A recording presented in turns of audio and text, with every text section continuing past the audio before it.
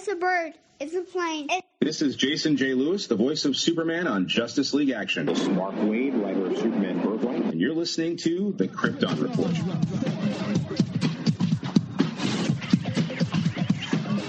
Welcome to the Krypton Report, the All Things Kryptonian podcast, where we talk about anything relating to Superman, Supergirl, Krypton, DC Comics, and TV, movies, video games, comics. I am your host, Tyler, the Superman of Blue, the Man of Tomorrow.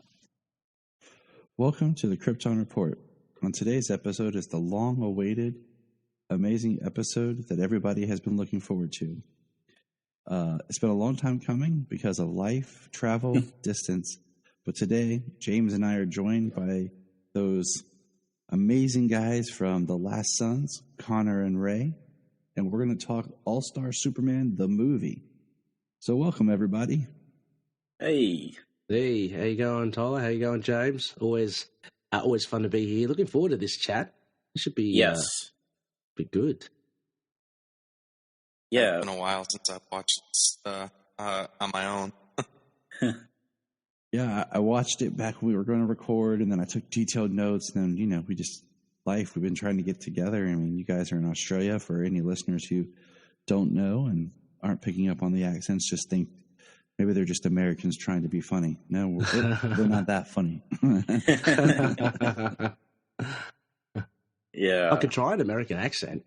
Let's not. It's so weird when people say, like, American accent, and I'm like, oh, yeah. But then you hear it, and you're like, oh, yeah. But then, like, it's just funny to me always because, other countries have, like, regional accents, but I feel like America is just kind of full of, like, the idea of the regional accent.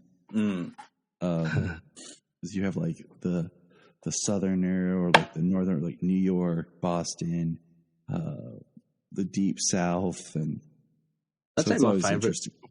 My favorite would either be Boston or I think people from the Bronx. I always have a little laugh at that. They're fun.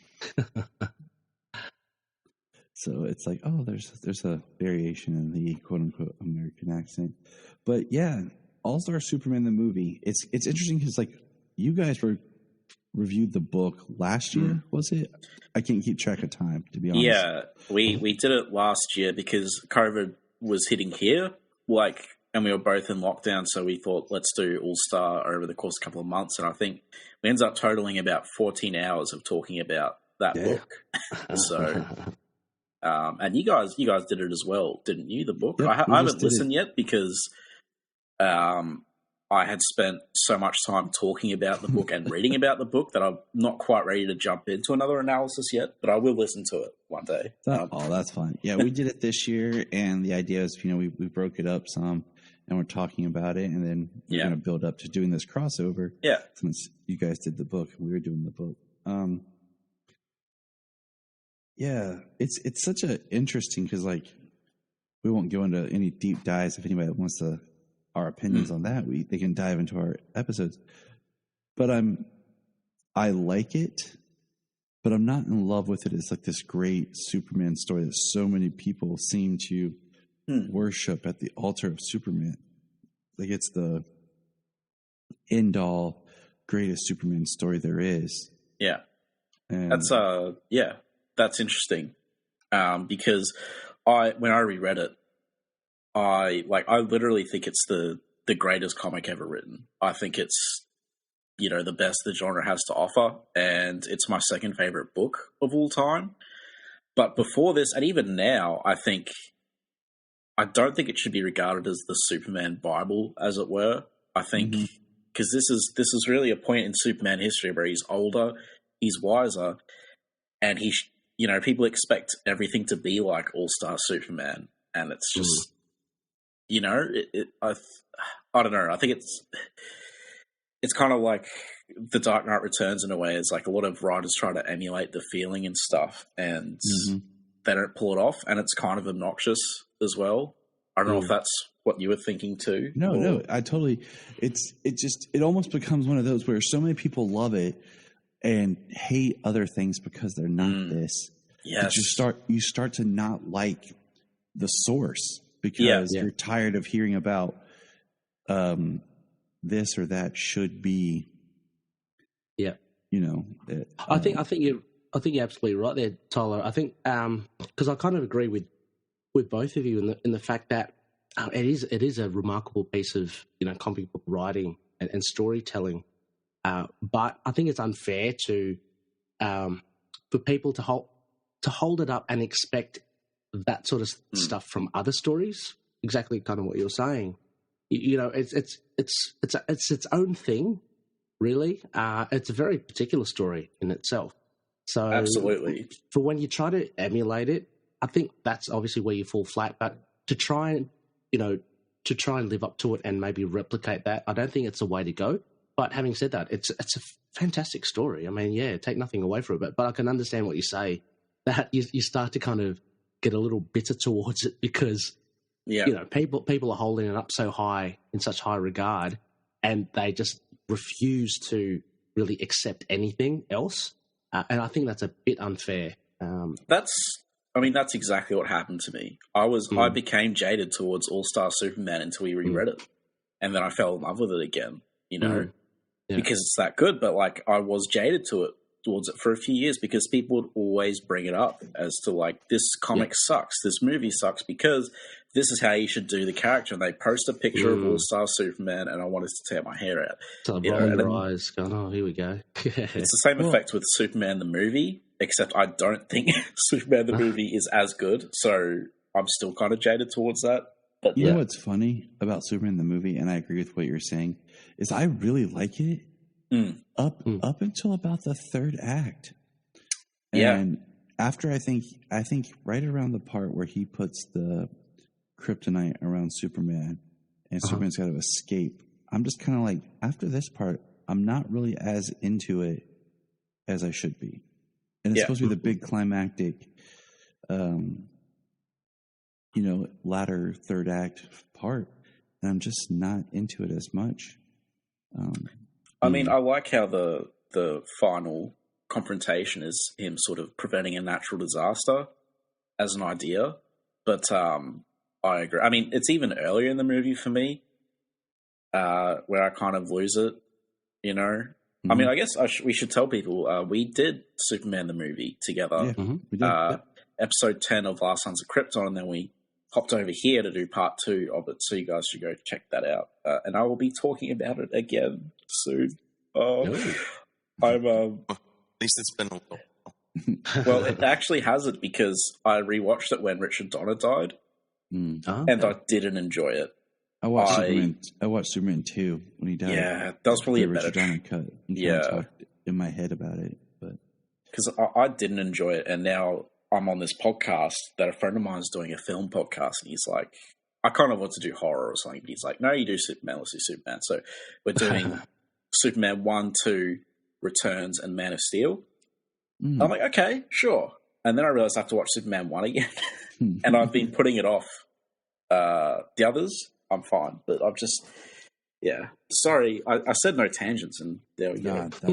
I think it's a relevant tangent because so many times with this character, especially, it gets pinholed by fans. Like, this is the version that can only be this version. Not my Superman is a phrase I've seen a lot. And that's live action. Biggest geekers out there are the absolutely, and to me, it gets old of the not my Superman or whatever.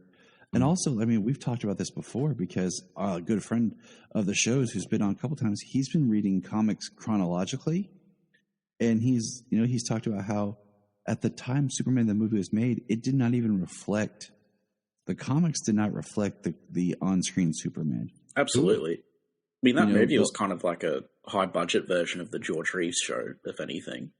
The Clark Kent is a complete creation of the movie team compared to what was being done in the comics. And you think about how that has stayed with the character since then. Yeah. Because movies are the mass media version of everything that the masses will consume. Yeah. Yeah. It's people have really selective memories of Superman, and Superman's had so many different eras and incarnations. Look at Golden Age and Silver Age, night and day. They're completely different. And I think that's this story, right? Is just it calls back to some Silver Age stuff. And if you're not as tapped in with that vibe, I don't think the story vibes as well for you. Yeah, it's interesting. It's a conversation that's come up a lot, is, this story with new readers, because for some people it really seems to connect, even though they don't know anything about Silver Age Superman. But for some people it doesn't connect, but then when they try it after having experienced those sort of Silver Age stories, it connects with them more. So it's a really weird book, I think. I personally, one thing about me is I'm not a huge Bizarro fan. I'm not a huge Bizarro World fan at all. Mm-hmm. I like the idea of Bizarro just being a failed clone experiment, kind of one-off. But when you do stories with lots of Bizarros, multiple Bizarros, Bizarro.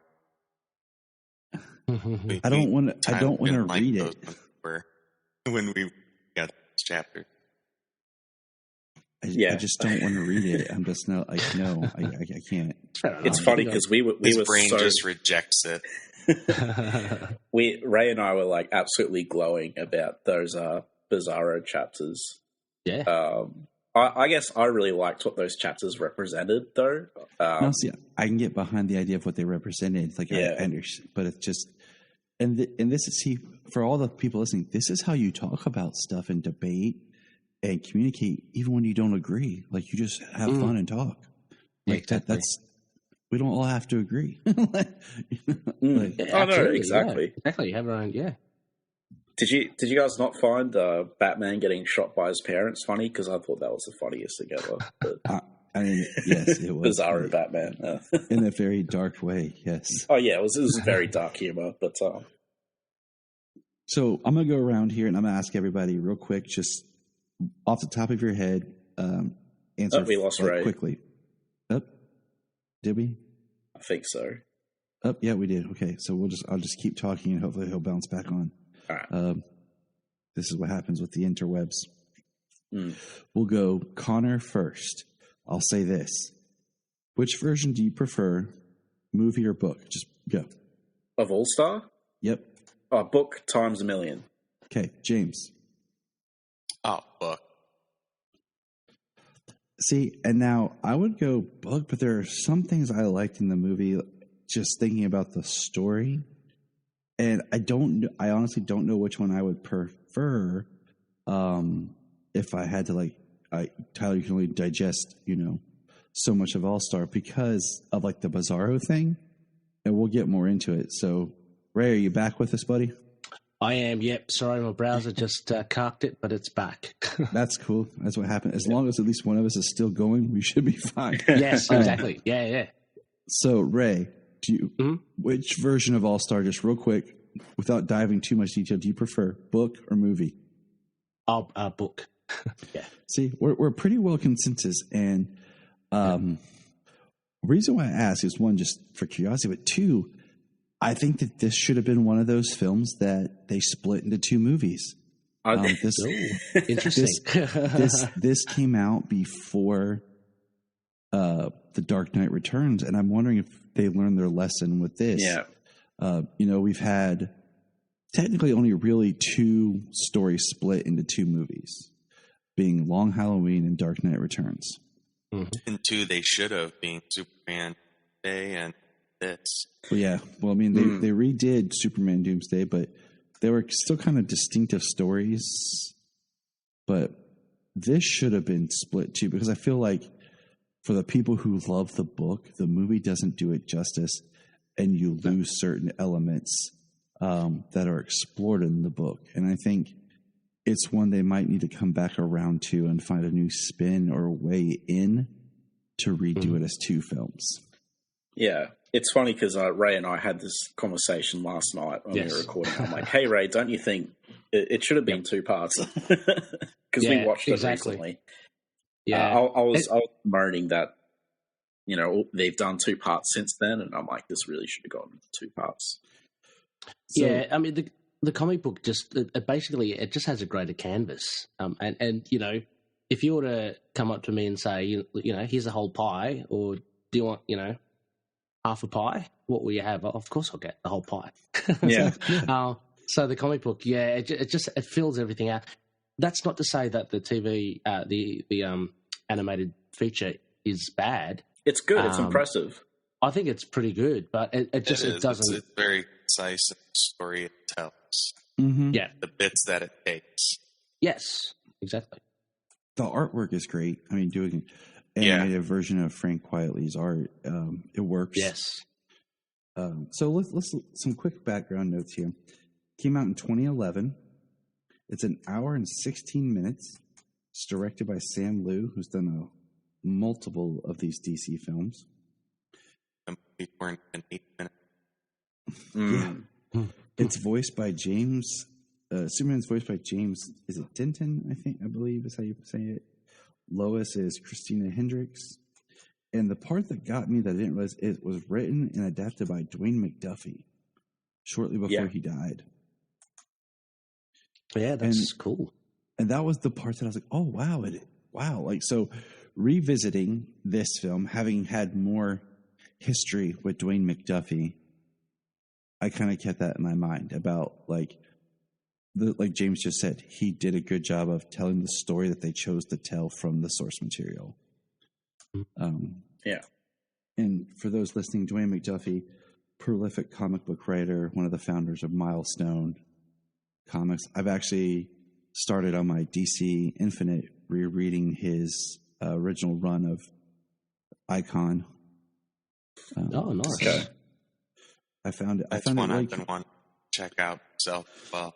I found it really compelling because I found, not to go too tangential, but some comics from the 90s or whatever I felt were paced weird because they were so dense with, one thing I always hated about a lot of 90s comics was you're reading, say, Superman. You get to the end and it's like, for the rest of the story, get Superman, Man of Tomorrow, issue blah. The And dreaded the triangle era. Right. And I'm just like, I hated that. And I was telling that to my wife the other day, especially like reading stories on the app because it doesn't follow the triangle.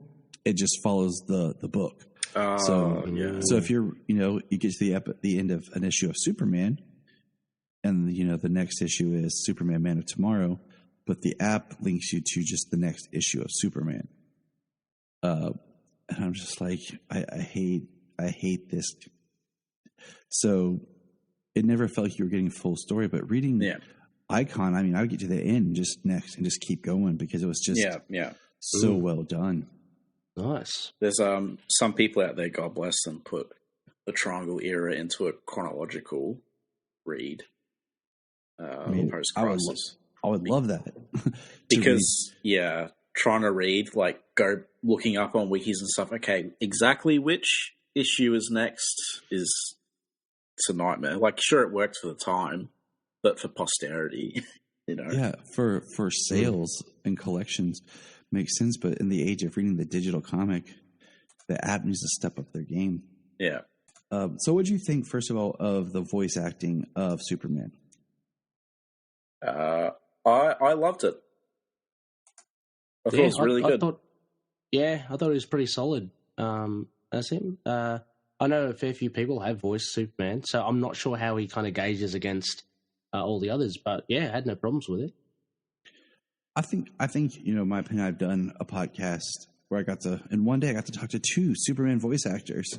That was awesome. Nice. Yeah, wow.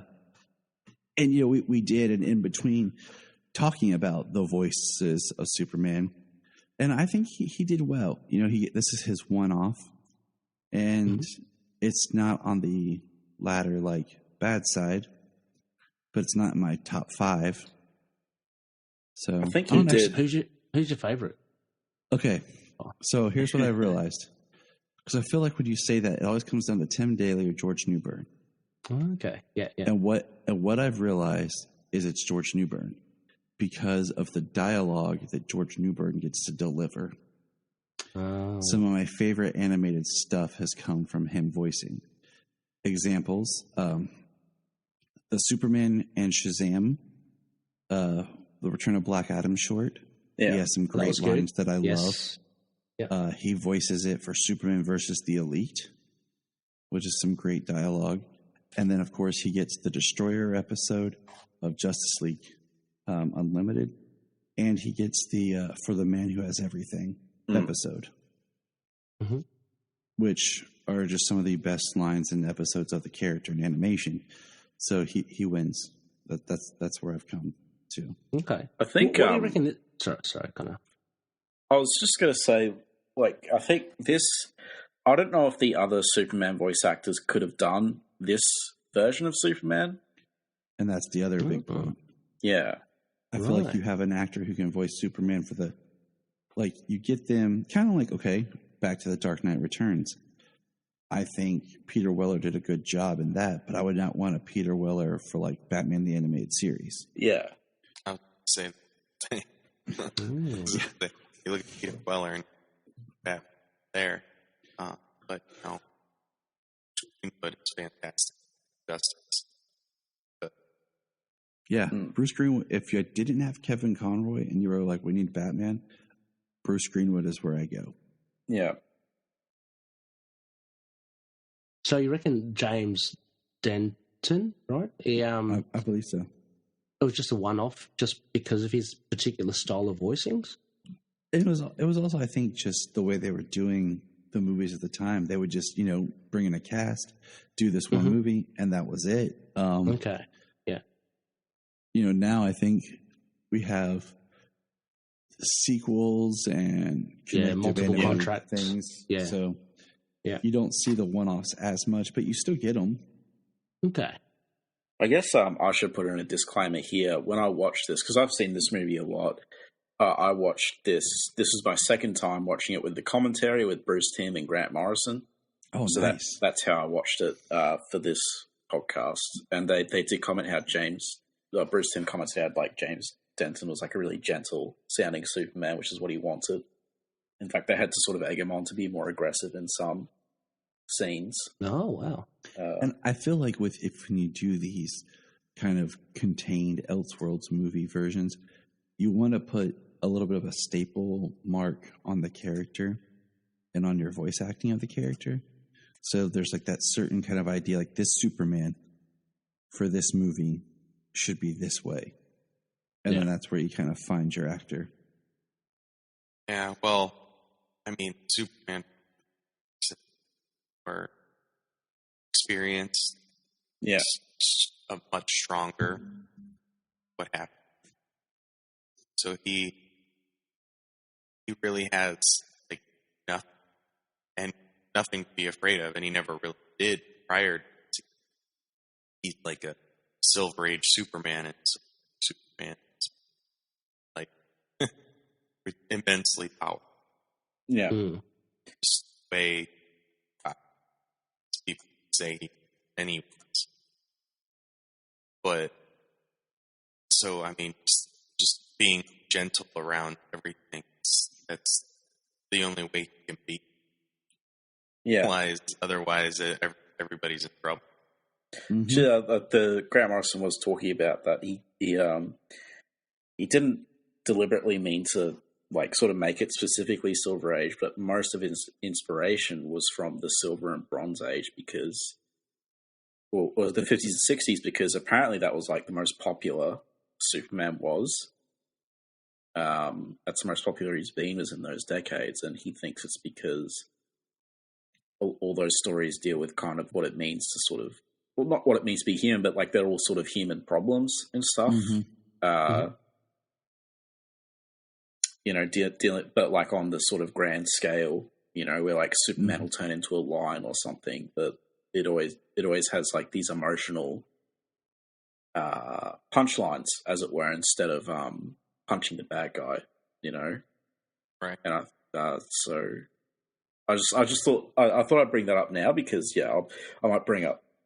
I kind of noted what was interesting that Grant said throughout the commentary as well. That's interesting. I mean, that is interesting, and it's also we all grow up kind of with our own Superman and kind of carry that with us. Yeah, that's why you have people who are so Christopher Reeve is their Superman because that's what they grew up with and was their foundation.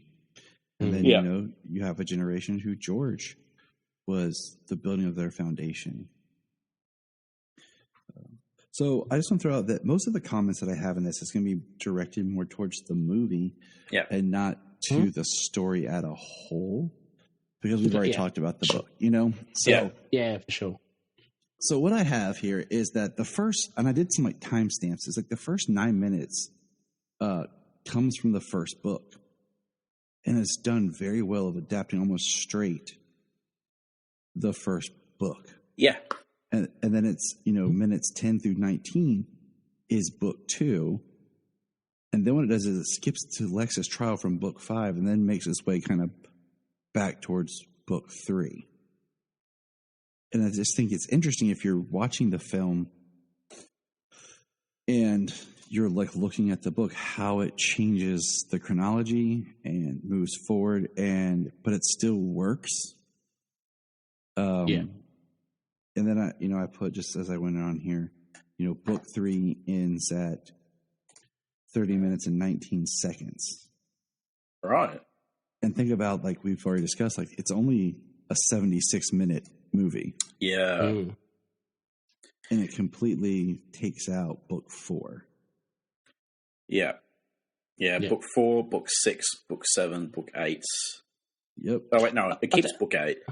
No, it doesn't. Yeah, it does. No, it doesn't. It keeps book 9. I have it takes out book 3, 4, 6, 7, 8, 10. part of 10. Yeah. Yeah, I think Connor and I were talking about this as well the other night, just how they've kind of manipulated the original story, so to speak, but it kind of turned it into a traditional linear, movie format. Yeah. And actually, and again, hats off, they do it really well. Yeah. Because if you look at if you read the books again, or just briefly talk about that, they read and you come off them, you experience them totally different than say if you watch a movie, or an episode. So they've really adapted it into a feature format very successfully, and of course they've had to cut things off. But it's interesting that you've done that timestamp, Tyler, and how it kind of figures out. But I guess that is a blueprint of how they get the chronology and just the story flowing really well. Yeah. And, I think optimally, if you were going to adapt this, I think the way that this book is written, this would be a really cool mini-series movie type thing. 12 episodes, each one of the chapters in the book, because of how the book, it has an overarching story. Mm-hmm. But then each chapter, like you go on like these adventures that are, some of them are more out there. Like some parts in the book, you have, and my book's not in front of me, where it ends and the next one picks up real tightly next to it. Yeah. And then you have one that like the next one kind of picks up in its own space a little bit later.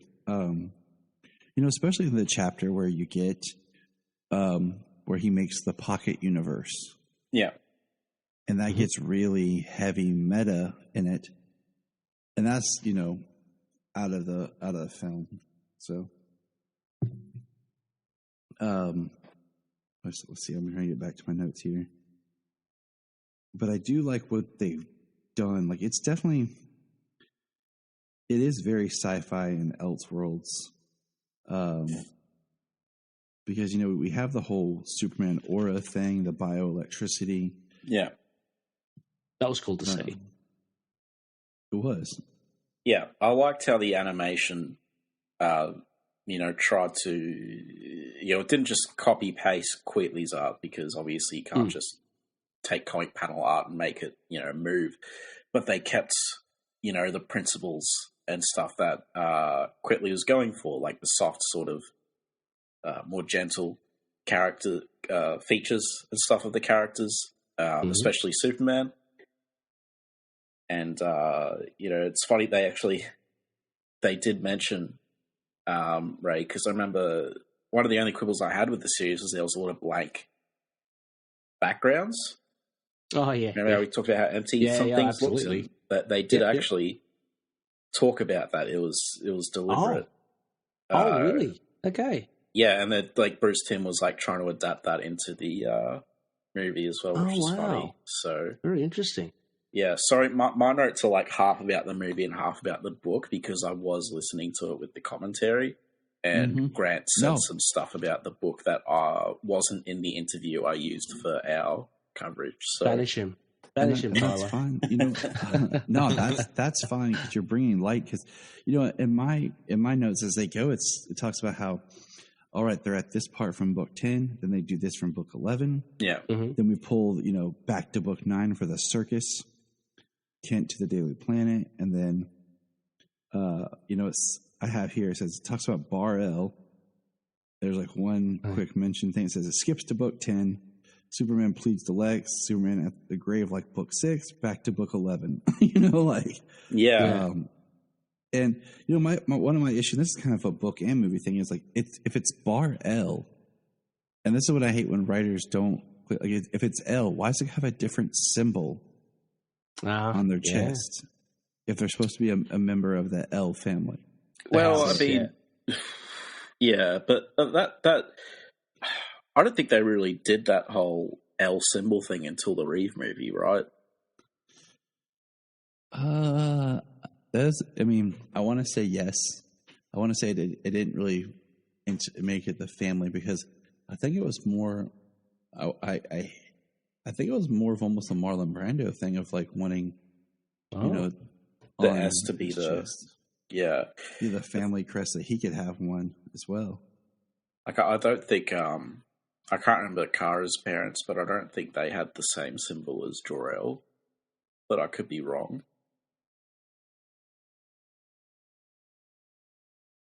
No, Connor, this is your house. You should know. Well, actually, it's their house. Oh, wait, no, I know what you mean. No, yeah, it's all of our house. It's all of our house. We're all in a safe space. That's it.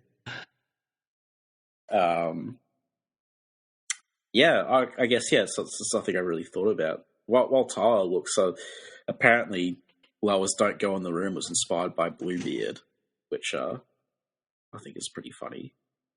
Bluebeard? Yeah, the pirate? Mm-hmm. Yeah, about the wives. Yeah, but it has a happy ending as opposed to a horrible one. Okay. And then the Red Sun Solaris thing is interesting. Yeah, so when they first mentioned Solaris because there was some scenes in the movie where I opened up the book for comparison, and they mentioned Solaris. When Lois, or I can't remember if it's Lois, sees the visions of the future descendants talking to Superman and warning him about the mad tyrant Solaris in the book.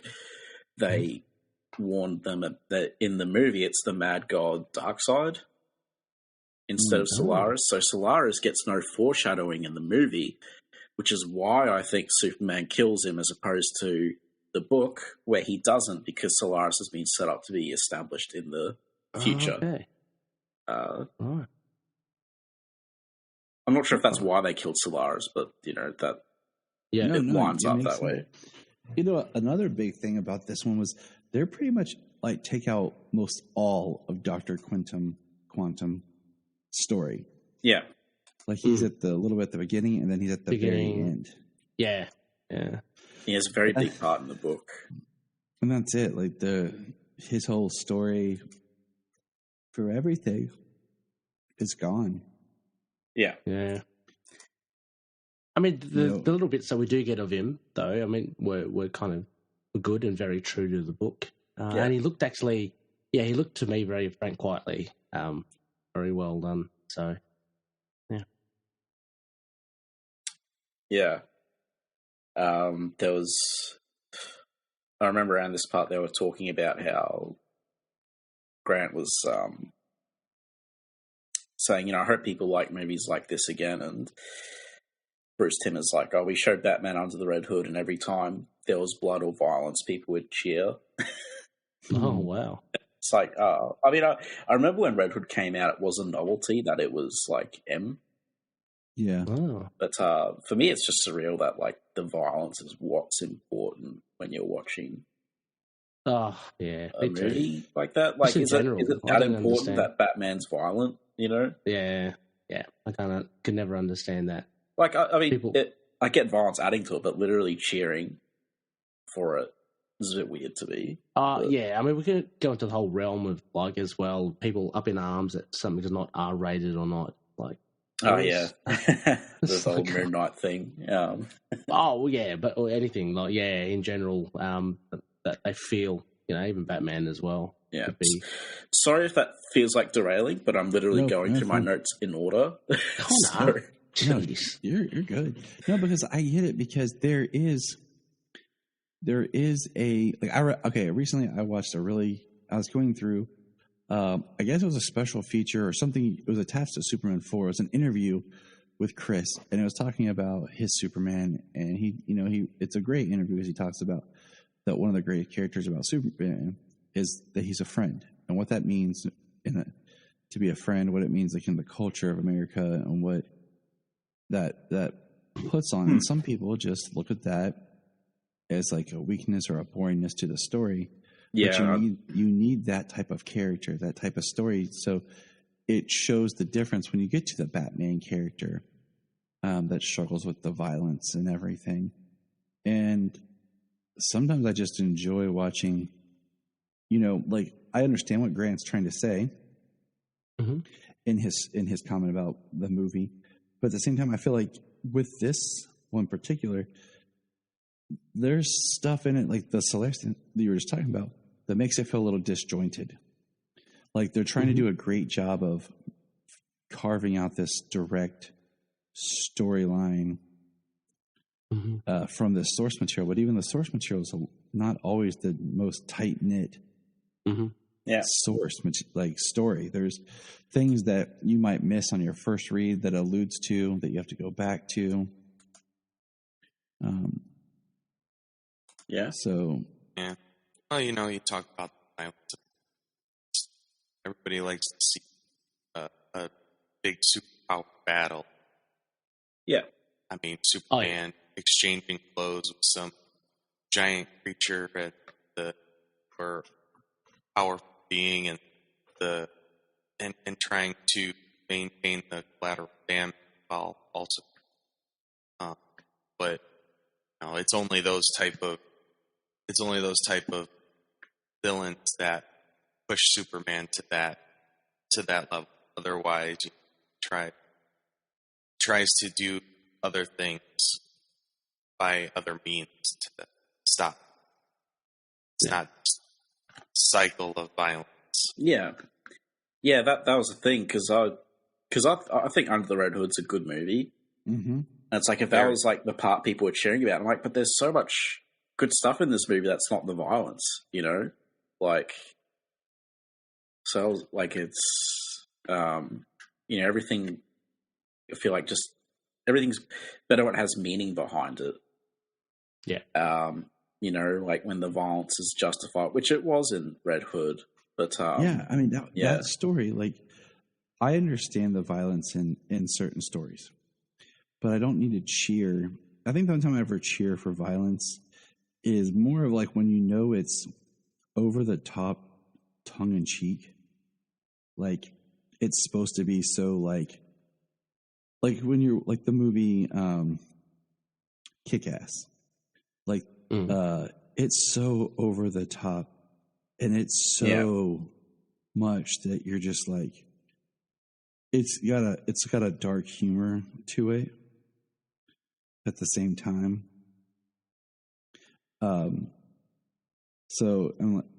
But I understand when it's just supposed to be like the normal violence that you're like, oh, okay. Yeah. I think it just ties in, I think, as well, like, that whole conversation they were having with Bruce Timm and Grant Morrison is people just kind of unwilling to accept a character that's good for whatever reason that doesn't have any sort of darkness or ulterior motive to them, and that's something I don't understand either. Nope, but, I'm completely with you.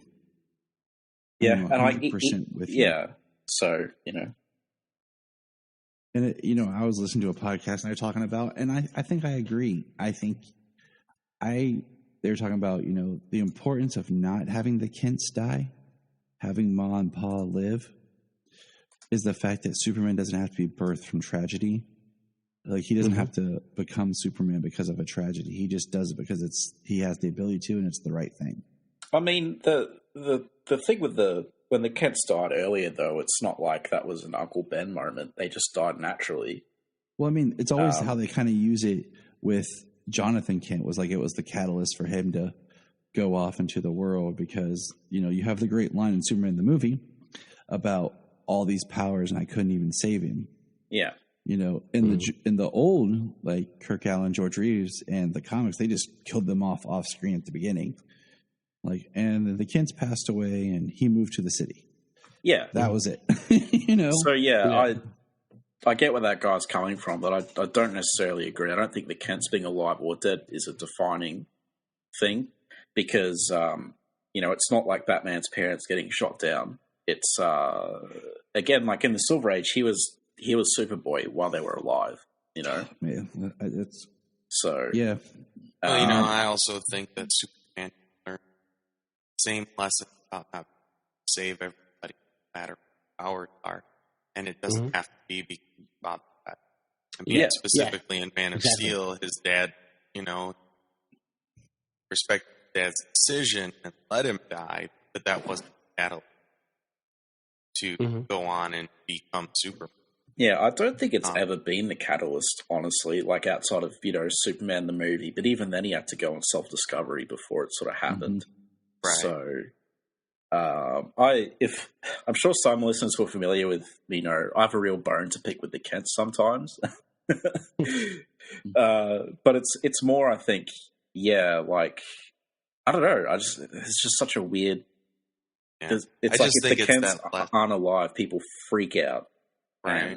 It's just that lesson, that you can't save everybody, no matter power.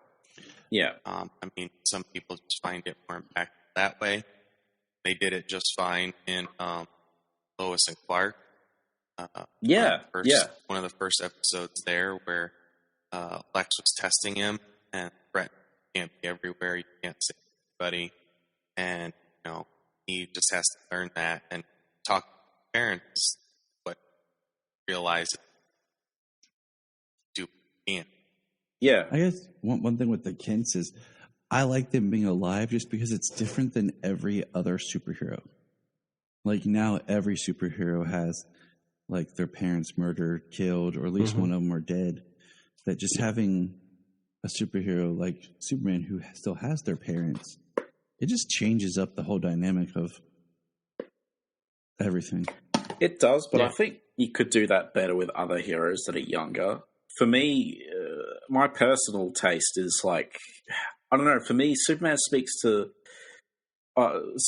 speaks to me more if like his parents died of natural causes because it's just like life, Yeah, his parents dying of natural causes is the best way to go.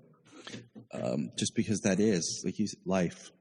The parent they're not going to be around forever. I mean, sometimes they look like 80 when they adopt him. So yeah, I'm not a fan of that part either. Yeah, I will say Lois and Clark is my favorite version of the Kents. They're very charming in that show. Yeah, I guess regardless also of Superman's longevity, he, like anyone else, is going to have to, accept that fact, like you say, that your parents, they're not going to be around forever. I mean, like Superman's got that particular thing to deal with as a whole, with the human race. But I guess it kind of brings him down a bit, like in the sense, brings him down to earth that he, like anyone else, his parents, time moves on and he's got to kind of live with that. Yeah, speaking of parents, I really liked visiting his father. It's not saying that it was anything like what happened. I mean, it's probably staged at because he's a much older character. Well, but his mother in here, it's like the book, I think lived different here, but she was you look a bit thin. Are you eating enough? Yeah. Mom, I'm Superman. Mother always knows. No, I love that line. That's an awesome line. That's great, yeah. it was so good that I didn't mind the fact that she was alive in this. And even in the book, like when Pa Kent died, it wasn't from any sort of unnatural thing. He just had a heart attack. And Superman was doing Superman stuff at that point. He was already a superhero. So I think it was handled well in the book. Yeah. I like that he gets to be in the Superman. Yeah. So that way he gets to spend the last moments with his father that didn't get that chance to see. That was a nice moment. Saving the day. Yeah. Now, with that, hold that thought with that one here. Let me ask you guys, do you consider this story and movie as a whole a Death of Superman story?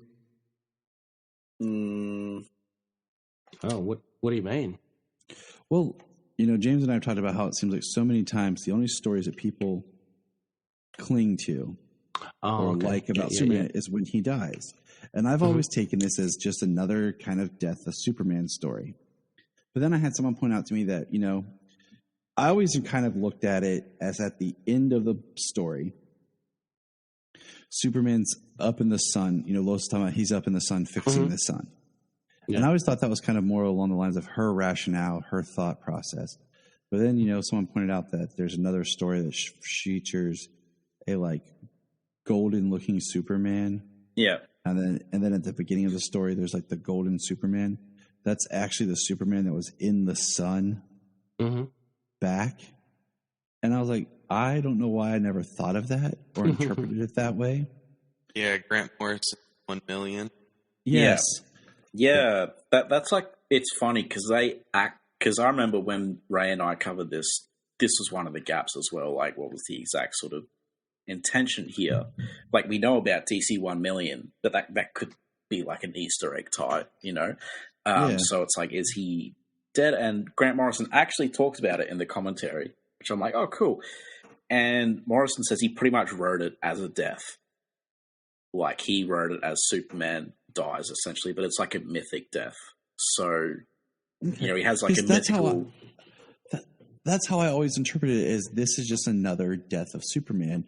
And it was one of the things that kind of bugged me, why people hold this so high, is I'm once again, we're at Superman's death, and that's the only story that makes sense.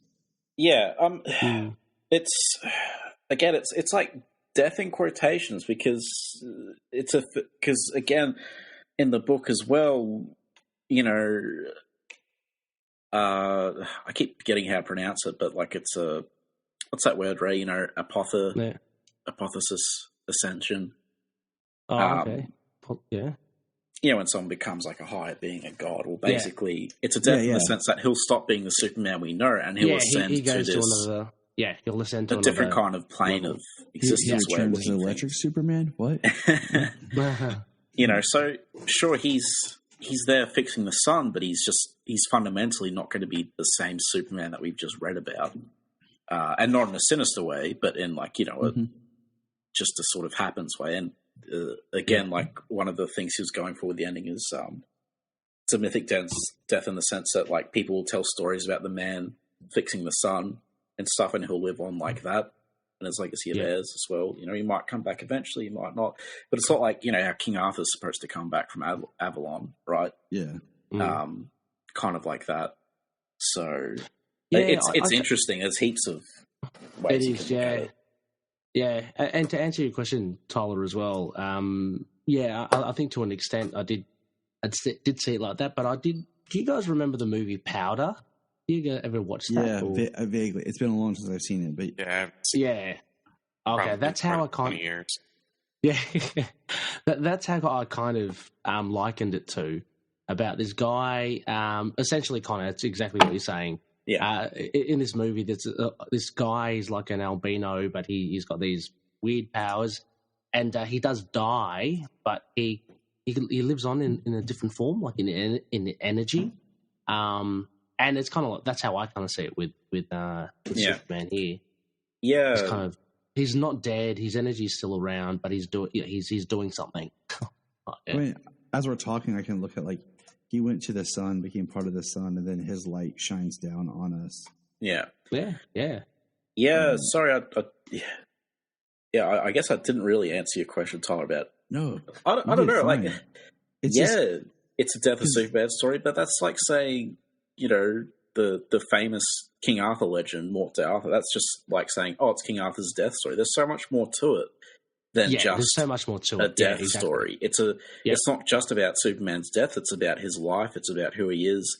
It's about his relationships and this sort of cycle he goes through. And it leads up to his death, and it all builds up to its death, and it's all leading up to it. But it's not just the death. There's so much more. Yeah. It's not Death of Superman, where that book is literally about him just dying. Or other stories as well, similar to, I kind of think of it, say like the Silver Surfer Requiem, which is all about him dying, and it leads up to his death. But I put All-Star Superman in a different category. Essentially, it kind of does that, but there's just so much more than that act at the end where he does kind of die and change. It's way more than that.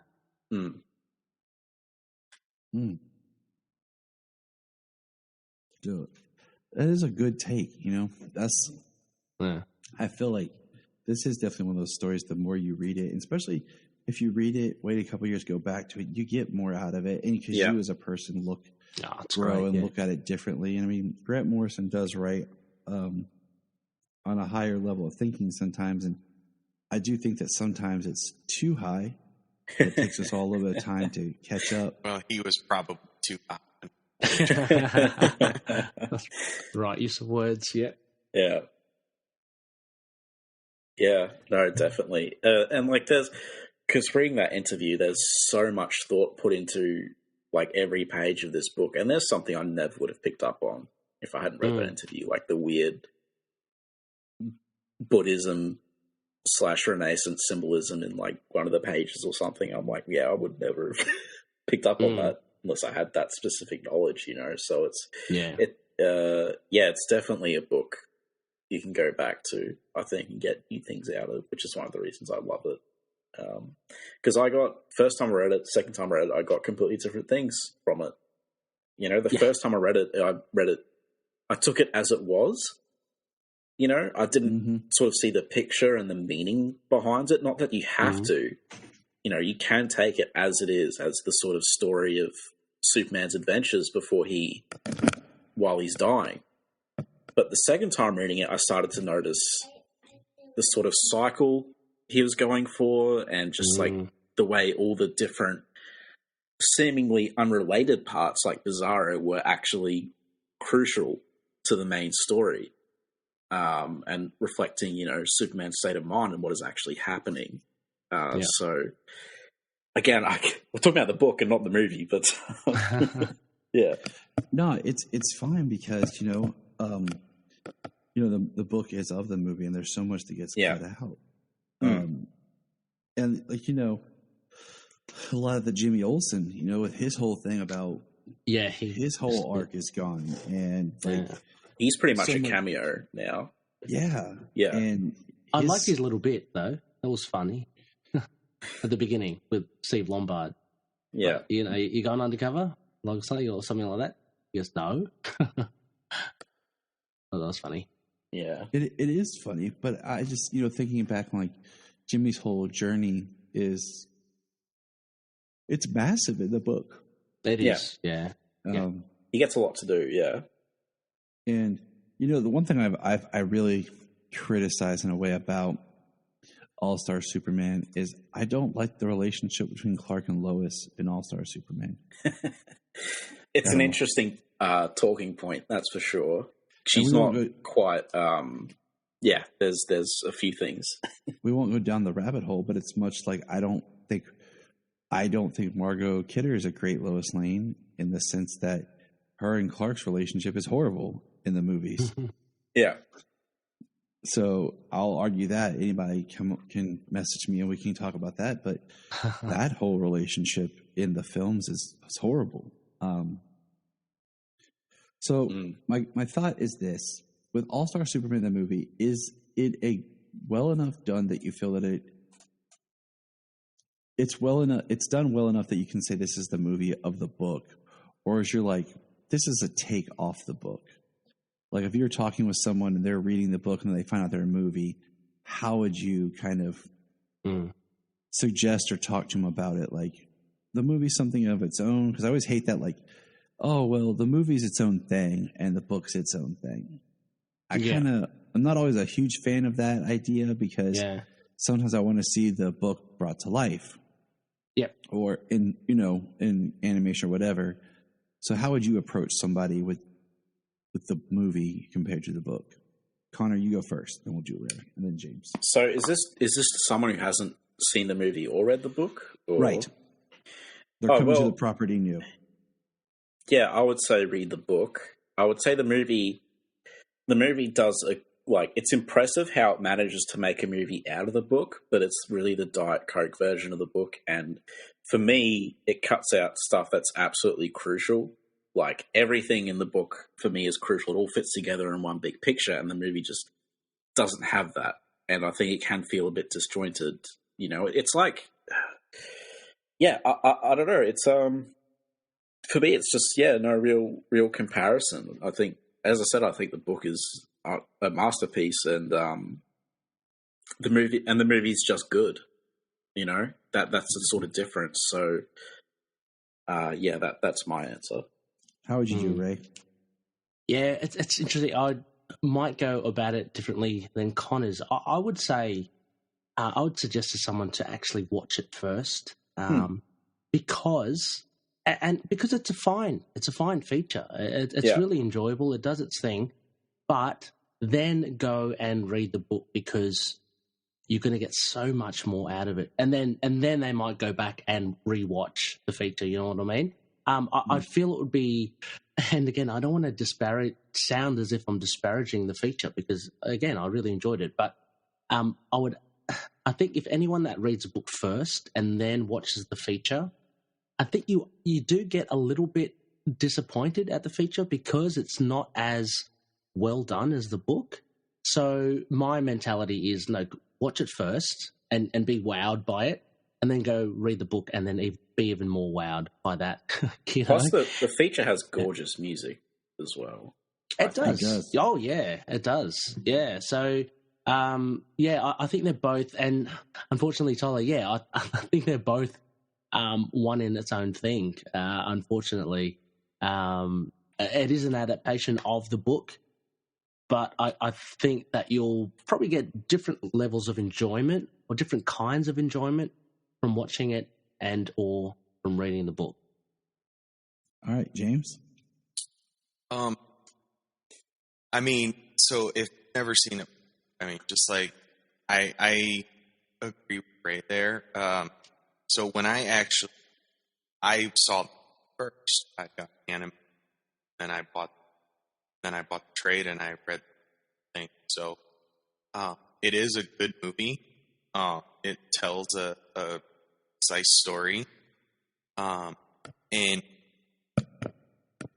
it is well done, and you get some things in a movie that you don't get in a book.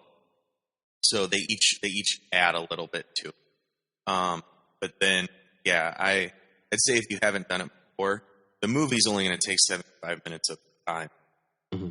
Book would potentially take more, depending on how fast you like to read. And when you're reading something like this, there's a lot to think about, and Frank Wild's art is fantastic.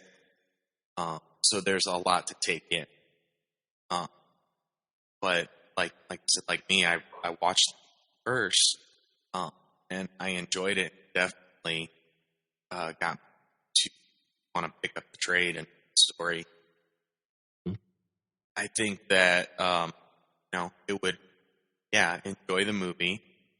It'll take less time, and then book, and you'll see how much more and how layered the storytelling is in the book. See how much that how much they cut out, but how much they were able to keep and take and tell a story. So, yeah, I think watch it first. It'll take less of time, and it'll get you back to it, and then yeah, jump into the book. Really see it expand. You know, I'm with both of you because watching the movie first kind of introduces you. But I think if you read the book and you like the book, watching the movie just is going to let you down. Yeah. Because like you guys both stated, you guys really like the Bizarro stuff. That's completely omitted. And I think it's better to watch the movie, like the movie, read the book, really like the book, and then be like, man, I just wish the movie had been more like the book. But I think if you follow the book first and watch the movie, you're going to be upset because there's a lot that it doesn't have. And then it keeps a lot too. Like, I've stated before, I'm not a huge fan of the whole Samson and really? Atlas part, because what I didn't like about it, and this is why, what I don't like where it's placed in the story, because he just gives Lois her power suit, and then they do that whole thing, and then like her power suit diminishes. Like, I would have actually liked to see him and her do more together. Like they undercut her day as right. Okay, yeah, Superwoman. Yeah, by inserting them there. That's why I'm like, I'm not a huge fan of this, like where it's at in the story plotting, because I would have liked more. I always feel like there's weight when you do a story where Lois is given Superman's powers and she learns what it's like to be him. I want to point out, shout out to Alvin Schwartz, who literally quit writing Superman when they gave Superman's powers to Lois Lane. They took it seriously back then, these writers. So, yeah. Wow.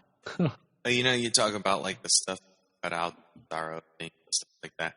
Stuff you get in the book, chapter, or in most of the chapters, that only get a couple of lines of dialogue and be about is him trying to prepare the world for Superman. Yeah.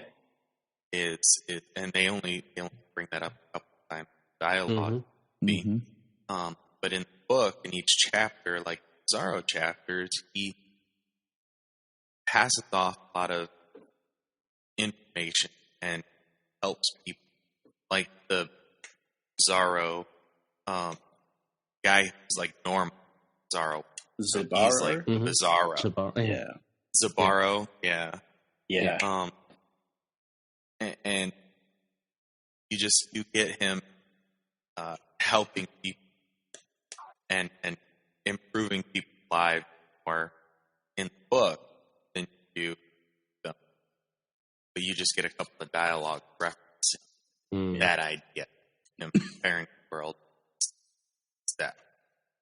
I guess a good way to put some of it for me in comparing the two is, so I really love the imagery in the book and the movie of sort of Clark getting on the boat, Charon's kind of boat, and going into the underworld after he talks to Lex, how they walk under his cell, right? Yeah.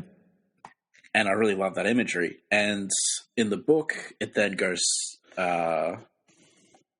sort of a flashback with Park Kent, and then it really goes where Clark kind of quite literally is in the underworld with Bizarro and the red skies and everything. But then in the movie, you go from that imagery to book 9. Yeah. So for me, it's like you're missing a big, important chunk there thematically. So for me, it feels a bit like Frankenstein's monster. And I don't... I've watched this movie with people before, and there has been I have heard complaints at the movie, and this is from people who haven't read the book, that the movie's a bit patchy. Like it feels a bit patchy because it kind of jumps around, and I think that comes from sort of skipping all over the book. So I guess my kind of worry would be if people watch the movie and they just not interested enough to read the book afterwards. But that really varies from person to person. But for me, it's like, do you want people to enjoy the movie or the book? In my head, I think. Well, I think you'd want them to enjoy either version. Yeah. Yeah. No, I get what Connor's saying, because a lot of the deeper seated imagery and undermeaning is lost, I think, in the movie. Right. Yeah. Yeah. Oh, yeah, I think it feels a bit less complete just as a movie. Just as I said, just going from book 5 to book 9 in the movie. And again, I know it's because I've read the book beforehand, but I have read and seen other people sort of noticing it felt a bit all over the place, especially around that area where they did cut that big chunk out. So, and like we said earlier, like the rearrangement of some of the Lex scenes of his trial and his conviction and all that. Yeah. All right. Any final thoughts of just kind of wrapping up just our review of like the movie? And it's always hard to talk a movie when you're also talking about something that's a book. Yeah. So, any final thoughts? Connor? Well, my other notes kind of pertain to the book, so I'll just ignore those and I'll just focus on the movie. Like it's a good. I think it's a good movie. I think it's far from perfect. And it's but it's good. It has really nice music. It's really well performed. The animation is really nice. I think it's one of the better DC movies. It's just it is obviously hard to separate from the book, but quality wise, it's good quality. I think it's a good movie. So. Yeah. I think as well. I mean, pretty much like Connor. I think it's a solid film. It's it is not the equivalent of the book. With other movies as well. It's not like up there as top tier. But it certainly is a solid kind of rendition. I think it pays enough respect to the book. I mean. We've been there and done that, haven't we? We've seen stuff where we kind of may have been up in arms that it actually doesn't adhere to source material. Oh, yeah. And this is totally, this is totally respectful. Sorry. Yeah, I just want to clarify. I'm not up in arms that they cut stuff out. I completely understand. Oh, yeah. Why they cut stuff out, because you have to adhere to 85 minutes, and they kept the really what makes it work as a movie. So yeah, sorry. Yeah. No. And so I would recommend this film to be seen. Like, if you're a Superman fan, you haven't seen it before, even if you have already read All Star, I think give it a go. I mean, you'll be pleasantly surprised how I think just how concise it is. And of course, it misses out stuff, but I think it's a really good bit of animation. James? Yeah, I definitely recommend them. Should definitely watch it, especially if you haven't had a chance to read the book first. It's a good introduction. It's a good movie. Doesn't take a lot of your time. Cast is well done. And yeah, just definitely watch it. It is a good film. Did a good job adapting it into the time they had, and do that, and then the book. Or if you read it, haven't seen, chance. It's not as good as the book. Most of the adaptations aren't as encompassing as a long form. All-Star is 12 issues, so it's a pretty thick book.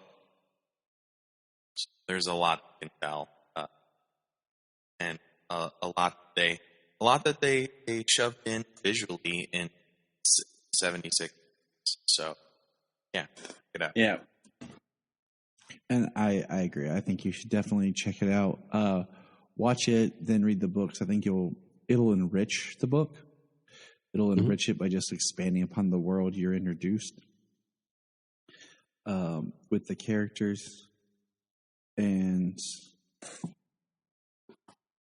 yeah, I just feel like you were saying, like with the adaptation process, if you were to can do it now, I think either a 2-part film or like a mini series, even an animated mini series could be neat.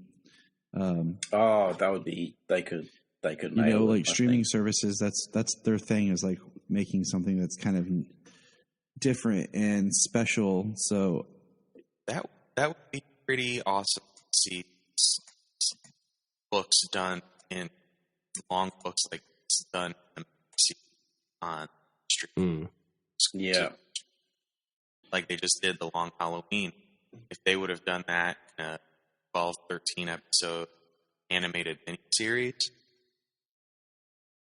yeah, it would have been interesting. It's definitely something that I think this property, maybe this property more so than some of the others off the top of my head, could lend itself better to that because of how some of these stories end and begin. All-Star would be very episodic. It's, sometimes it has its beginning, middle, end, and it has a closure, and then sometimes it leads to the next issue. But it would be difficult too. Sorry. No, go ahead. I was going to say, it'd be difficult too, though, to do it because they've already done like half of it. You know what I mean? But it's been over 10 years, and just thinking about, it's just so faithful though what they've done here. Yeah. I can't imagine them remaking it. It's not like Superman Doomsday and Death of Superman, Yeah, they certainly improved on that. I think they improved on Superman, and they improved on Death with the one movie. But it's very different to those, With All-Star, if you want a faithful adaptation, you're just going to be getting, I don't know. This plus. Yeah, exactly. Yeah. Exactly. What they gave us was already, pretty faithful to the source material. They just had to strip it down and condense it to fit a certain time. Yeah. Well, I do want to say my favorite moment in the movie is when he sets off with his robots to fight Solaris. It's not my favorite moment in the book, but I loved it in the book, but it's not my favorite in the book. In the movie, it's my favorite because I think the music is really awesome and everything. So yeah, visually, and then it's the only time he actually gets mad. Yeah. Kills a Sun Eater, man. Yes. So, Connor, Ray, go ahead and just kind of, where can people find you online, listen to you? Connor, you go first, then Ray. They can find me raving in the street like a lunatic. Awesome. That's where I like to find running you. Around with my shirt off. No. So ConnorsGoneMad.com. Check it out. You can find me at Iron Fist Podcast on Twitter. I do an Iron Fist podcast called Sons of the Dragon, the Immortal Iron Fist Podcast. And you can also find me with Ray at Last Sons of Krypton, a Superman podcast. And on Twitter, it's at LSK Podcast. We just did the Spider-Man Superman team up, and then last night we recorded the Dr. Fate Superman animated series episode, which I really like because it has horror. Hand of Fate. Nice. Yeah. Similar to Connor, LSK Podcast. That's on Twitter, just for the Last Sons, the Superman stuff that Connor and I do. And just on Twitter as well. If you hit me up on at RayRayPod, REYREY Pod, just happy to chat about anything comics, and that's where you can find links to the other shows that I do. RayRayPod's the way to go. All right. Well, thank you guys for being here in our chat. We could probably keep going forever, but the children are stirring and they're giving me that "feed me, daddy" look in their face. So. I don't. No, thank you so much, Toller and James. It's been great to be able to chat about this, and it's a lot of fun. Yeah, it's been a while. Glad to talk to you. Yeah, and finally get there as well. Apologies. It's always it's if we're gonna do something like this, we gotta do it together. And it's just nice, like you said earlier, like getting the different, especially with a piece of writing. I think sometimes there's so much more that you can see in it, and having the other opinions of people. You can get more out of the conversation by how you view it. So it makes it more fun and interesting, and can help you appreciate things more. Right. But all right, good listeners, thanks for tuning in. Check out the movie if you haven't seen it, or if you haven't seen it in a while.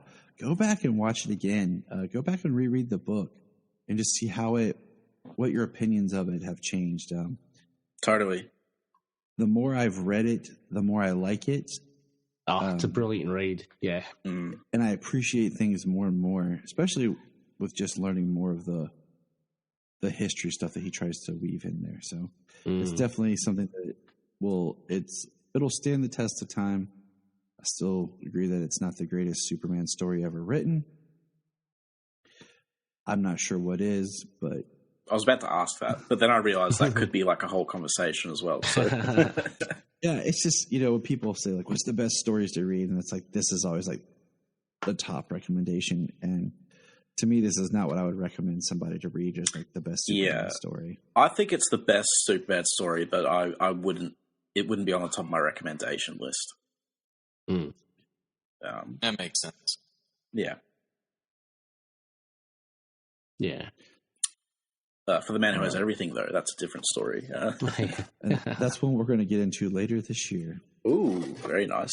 And discuss, because I read it years ago and was like, okay.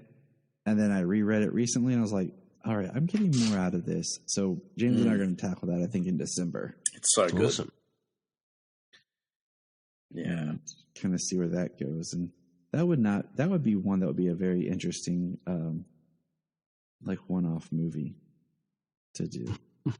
You could make it a feature length, like as in like 85 minutes or whatever, I think, quite easily. Yeah, you could.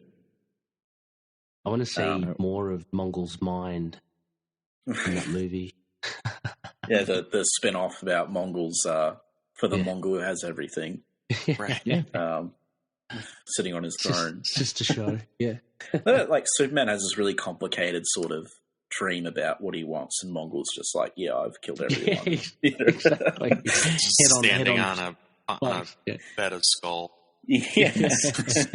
Superman's is interesting because, like in the animated version, the short that Bruce Timm did, there is layers of his two lives crashing. Yeah. So you have Krypton, you have Smallville, even his wife. She's supposed to be Kryptonian, but it looks like they mashed Lana and Lois together. And that wasn't in the book, yeah. And in the book, there's a little bit more to it. So that's why I'm like, I love it. And I think you could do like a 70-minute movie out of it and have some more to it, especially. Have you two read Return to Krypton, the Silver Age story? No. I highly recommend that, as that heavily inspired for The Man Who Has Everything, and could almost be viewed as like a prequel, I guess, because his wife in the dream world is actually his love interest in that story.